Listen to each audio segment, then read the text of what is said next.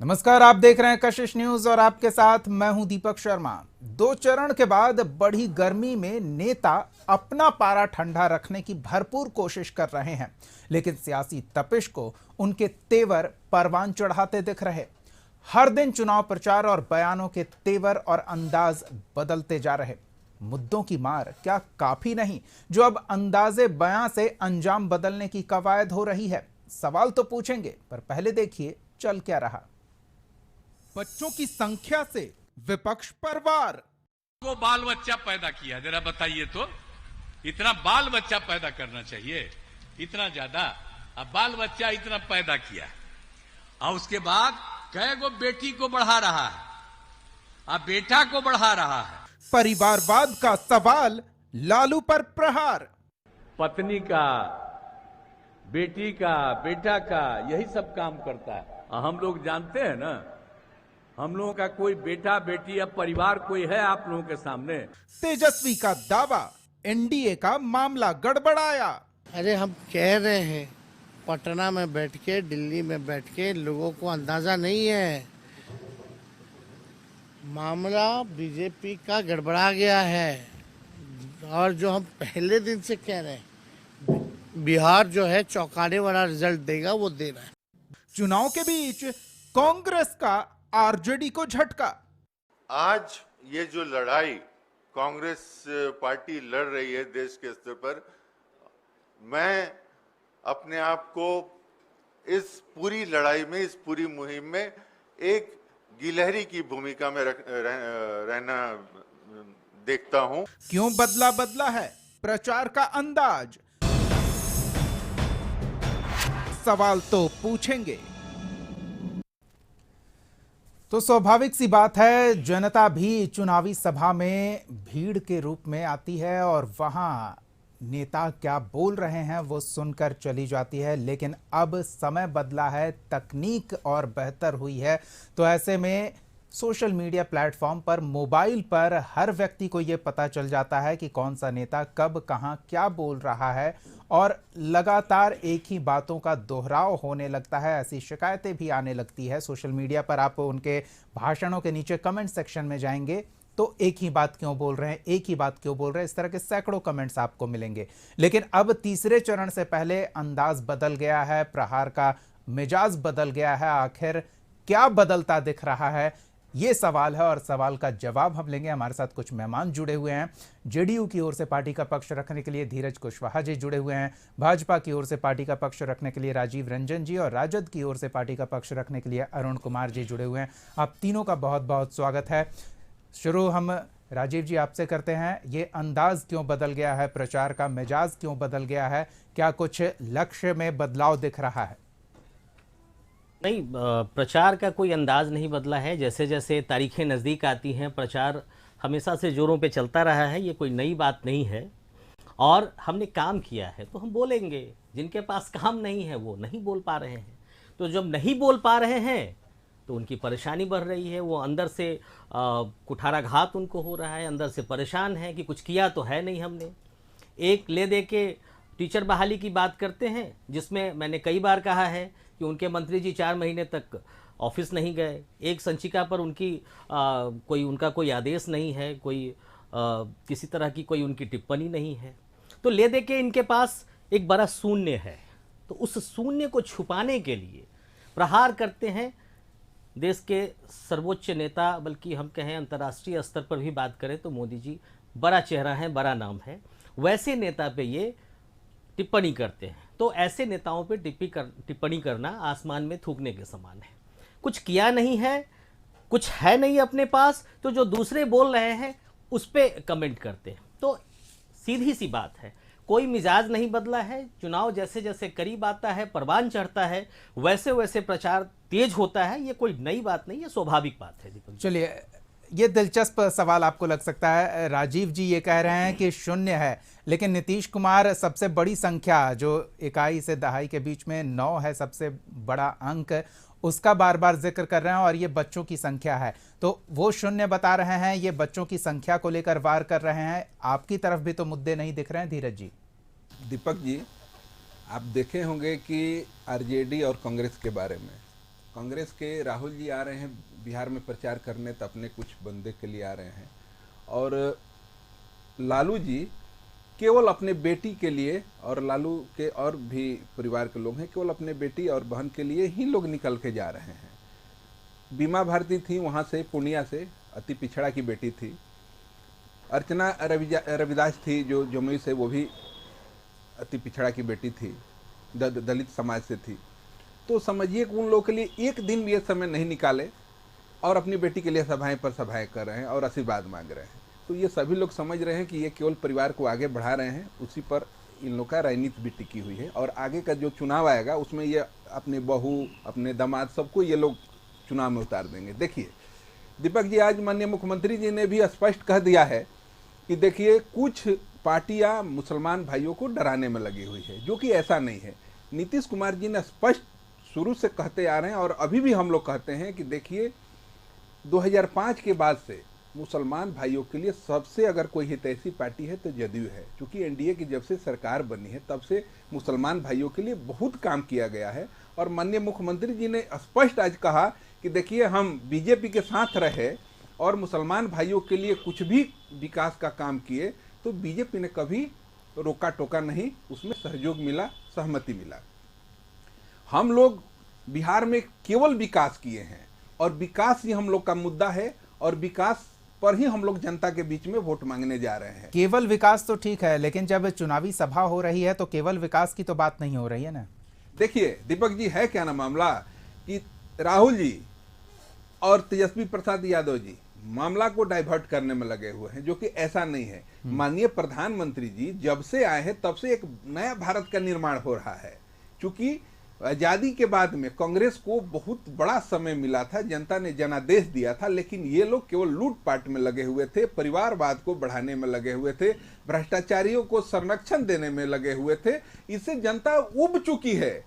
अब समझिए कि मोदी जी के नेतृत्व में सरकार चल रही है और बिहार में विशेष रूप से हम लोग घटक दल हैं और माननीय नीतीश कुमार जी यहाँ के माननीय मुख्यमंत्री हैं और मुख्यमंत्री जी कहते हैं कि हम लोग बिहार में माननीय प्रधानमंत्री जी के झोली में 40 सीटों को डालेंगे और एनडीए का साफ है कि 400 पार इस बार होगा, इसके लिए निश्चिंत रहिए। लेकिन तेजस्वी यादव कुछ और कह रहे हैं, आपने उन्हें भी सुना। वो कह रहे हैं कि एनडीए का गड़बड़ा गया है बिहार में और परिणाम अप्रत्याशित होंगे। अरुण जी से जान लेते हैं क्या गड़बड़ा गया है। अरुण जी, देखिए दीपक जी, क्या गड़बड़ा गया है। आप लगातार प्रत्येक चरण के चुनाव में जो एनडीए के नेताओं का भाषण है, भाषा है, आपने पहले ही कहा प्रचार का अंदाज बदल गया है।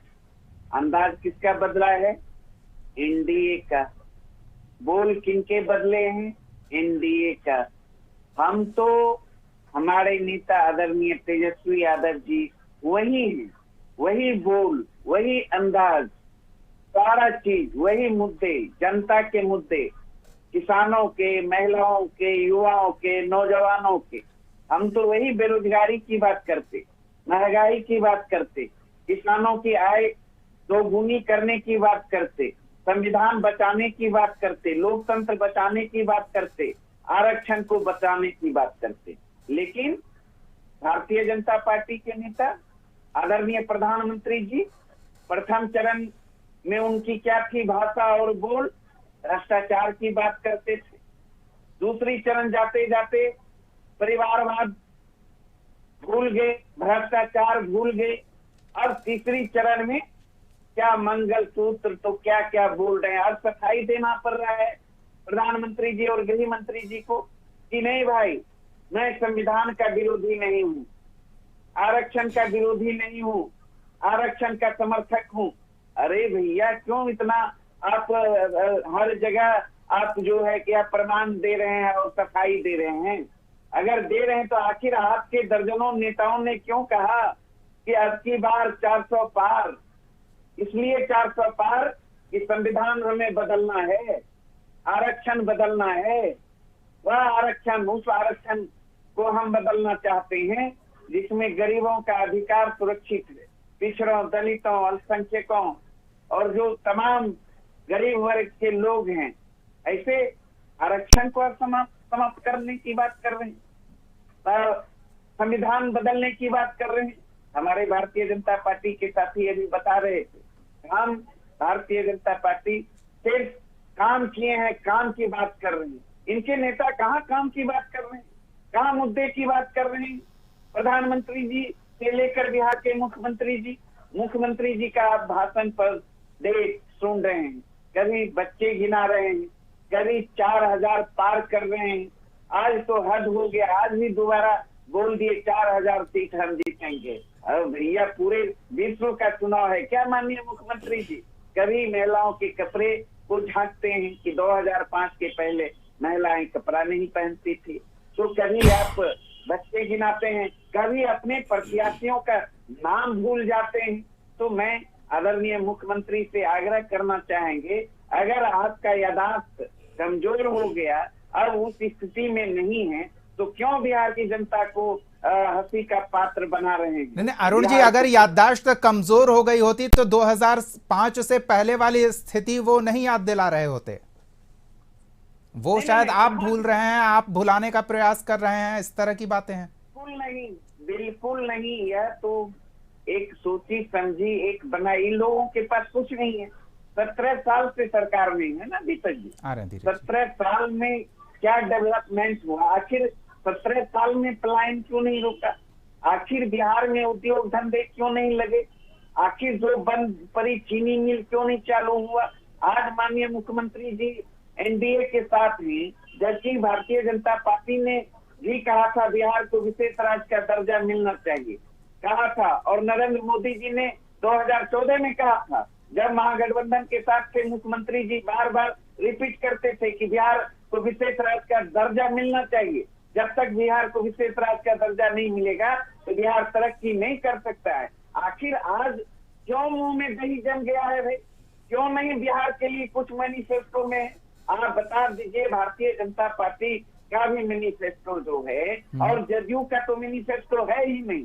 मतलब ये इनका जदयू का विलय होना ही बाकी है भारतीय जनता पार्टी में। तो इनका तो कोई मिशन नहीं है, कोई विजन नहीं है। लेकिन भारतीय जनता पार्टी कहाँ कुछ बिहार के लिए क्या है, नौजवानों के लिए क्या है, महंगाई रोकने के लिए क्या है, और इन्होंने जो भी वादे किए थे 10 सालों में कितना पूरा हुआ, इसका कहीं कोई लेखा जोखा नहीं। चलिए, सवाल लाजमी है और इसका हम जवाब लेंगे। अरुण जी, आप हमारे साथ जुड़े रहें, मेहमान हमारे साथ जुड़े रहेंगे, लेकिन फिलहाल समय हो चला है एक छोटे से ब्रेक का। जब केंद्र की सरकार ये दावा करती है कि 10 साल में उसने वो परिवर्तन किया जो बीते 70 साल में कांग्रेस की सरकार नहीं कर पाई, तो अरुण जी जो सवाल पूछ रहे हैं कि आखिर बिहार में 17 साल, 10 साल से कहीं ज्यादा वक्त है, वो बदलाव क्यों नहीं दिखा? वही मुद्दे आज भी क्यों महत्वपूर्ण है? पलायन के, रोजगार के, उद्योग के, जवाब लेंगे।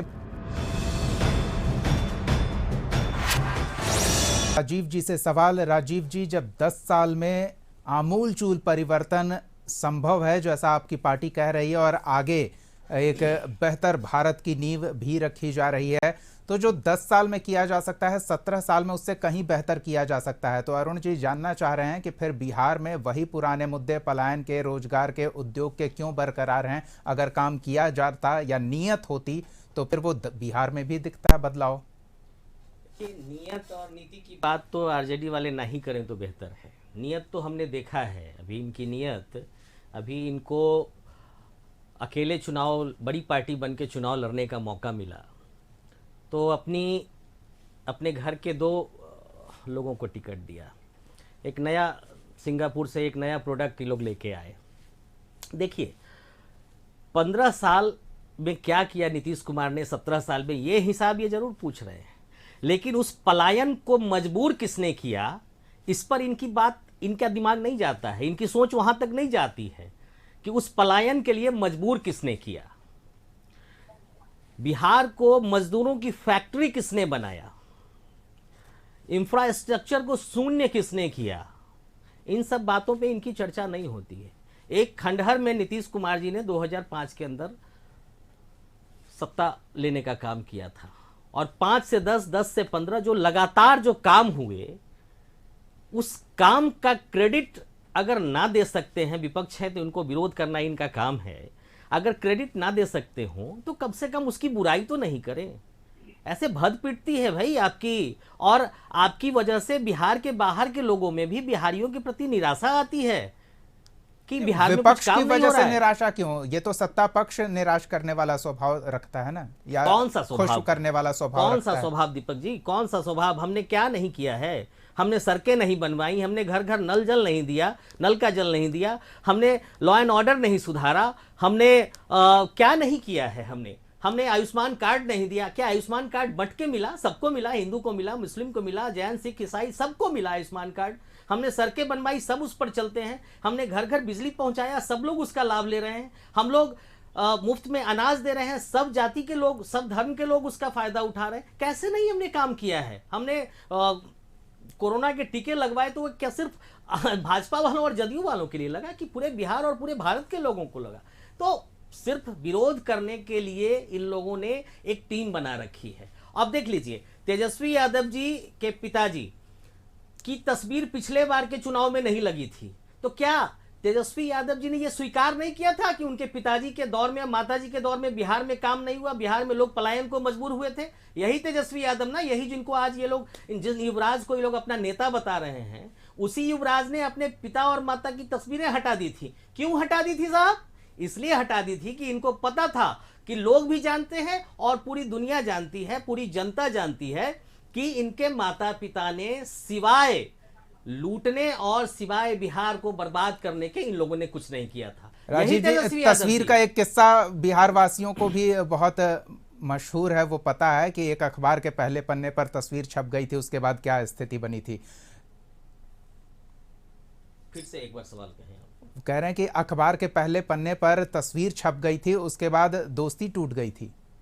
तो तस्वीर से कोई मतलब निकाला जाना, तो वो तो बेहतर आप बता सकें। राजनीति में समय समय पर व्यवस्था परिवर्तन, समर्थन परिवर्तन और साथियों का मतांतर होने की वजह से अंतर होता रहता है। इसका यह मतलब नहीं है कि नीतीश कुमार के कामों की सराहना नहीं की जाए। नहीं तो उनके पोस्टर पर लालू राबड़ी की तस्वीर थी, उसका आप मतलब निकाल रहे हैं। चलिए हम आगे, नहीं, आप प्लीज हम विषयांतर ना हो। मुझे इस बात की पुष्टि करने दें। मैंने ये कहा कि जिस नेता के बारे में इन्होंने कहा कि उन्होंने काम नहीं किया है, तो हम इनसे पूछना चाहते हैं कि आपने इस बिहार को क्यों फैक्ट्री बना दिया मानव?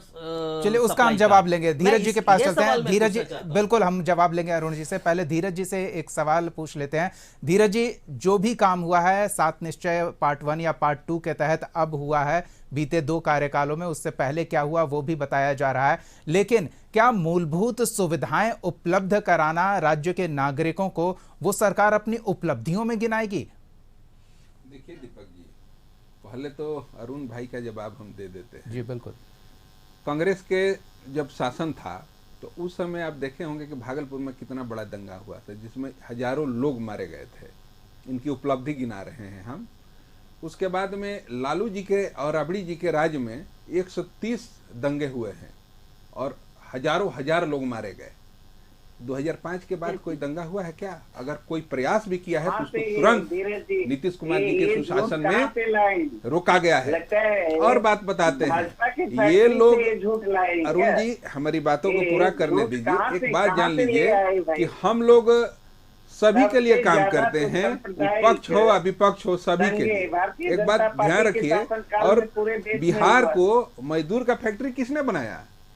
किसी चीज का निर्माण होता है, आजादी के बाद किसको मौका मिला था बिहार में काम करने के लिए? कांग्रेस को मिला था, उसके बाद में लालू राबड़ी को मिला था। लेकिन इन्होंने क्या किया?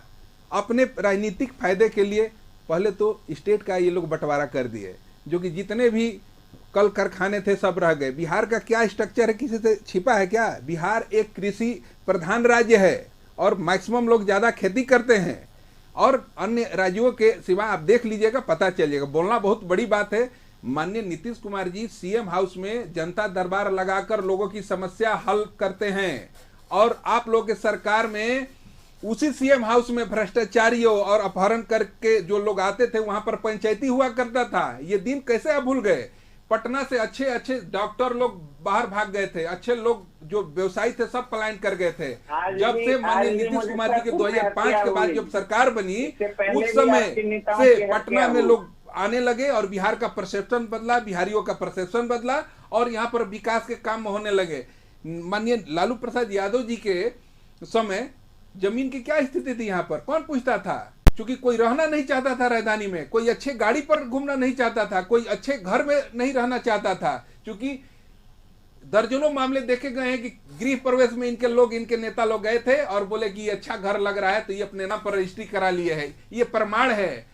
अफसरों के परिवारों के साथ में, पुलिसकर्मी के परिवारों के साथ में जबरदस्ती लोग किया करते थे, आंखें फोड़ी जाती थी, आंखों में तेजाब डाली जाती थी। ये छिपा है किसी से क्या? ये आप लोग करिएगा। देखिए, जनता जानती है कि क्या करना है। माननीय नीतीश कुमार जी के सरकार में एनडीए के साथ मजबूती से हम लोग चलाए हैं और सभी जात धर्मों के लोगों को लेके साथ चले हैं और सभी के लिए हम लोग काम किए हैं। चलिए, इतने मजबूत दावे हैं कि हम लोगों ने अगर रोड बनाया है तो सभी के लिए बनाया है, हमने बिजली पहुंचाया है तो सभी लोगों के लिए पहुंचाया है, हमने अगर गांवों में पंचायतों में स्कूल खोला है तो सभी लोगों के लिए खोला है, किसी जात धर्म के लिए नहीं। ठीक है धीरज जी, अरुण जी की भी बात सुन लेते हैं। अरुण जी, इतने मजबूत दावे हैं, फिर भी INDI अलायंस को, तेजस्वी यादव को ये लग रहा है कि कुछ गड़बड़ा गया है, पर वैसा कुछ इनके तरफ से नहीं है। क्या वाकई में गड़बड़ाया है?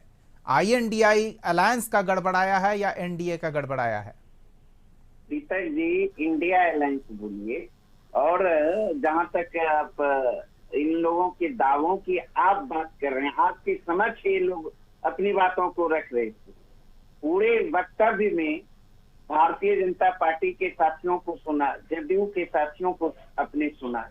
मुद्दे की बात कहीं कुछ नहीं, विजन कुछ नहीं, नीति की बात कुछ नहीं, नीयत कुछ नहीं, वही घिसा पिटा, अपनी उपलब्धियां कुछ इन्होंने नहीं बताया।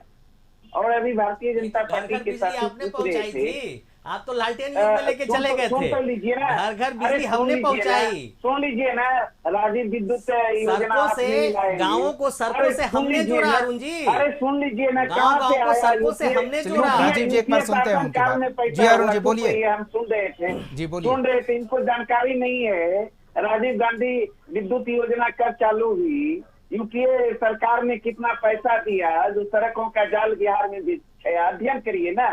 हाँ दीपक जी, बिना बिहार के सुन लीजिए ना, बात करते अरे हैं। सुन लीजिए ना, 2005 से पहले याद है हम लोगों को कि 50 किलोमीटर की दूरी तय करने के लिए सुबह निकलना पड़ता था और रात हो जाता था वापस होने में। अभी हम लोग यहाँ से बक्सर जाके और 2 घंटे में दूरी तय कर लेते हैं। क्या बात आप कहते हैं? अरे सुन लीजिए ना, और बहुत सारी परिस्थितियों में लोग लौट भी नहीं पाते थे अरुण जी।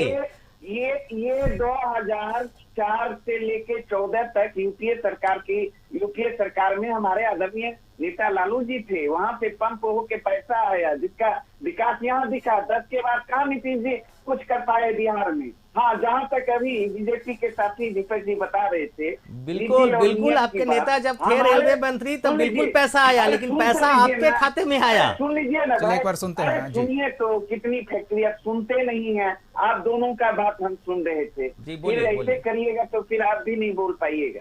तो हमारी पार्टी का जो नियत था, आपने देखा हमारे नेता तेजस्वी यादव जी का नियत। 17 महीने के शासनकाल में महागठबंधन की सरकार में 5 लाख सरकारी नौकरी देने का काम किया। शिक्षकों को, नियोजित शिक्षकों को राजकर्मी का दर्जा देने का काम किया।